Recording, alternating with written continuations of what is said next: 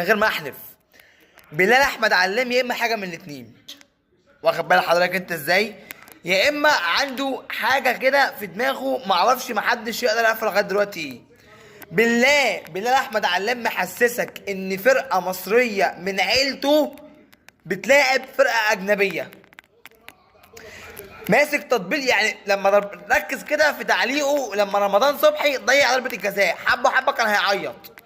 طول الماتش عمال يعلي ويكبر في طب البيراميدز ويقلل من الزمالك، من لاعيبته، من ادائه في المباراه، من كل شيء، عشان حتى لما رمضان ربنا كرمه وضيع ركله الجزاء تمام تحس ان في حرقه وغل جواه. ما هو ده حرق الكل، ده حرق العالم كله ده. دلوقتي رمضان صبحي خارج ويوسف ابراهيم اوباما نازل، وانا حاليا يعلقني شيء راعبني. حاسس ان ابننا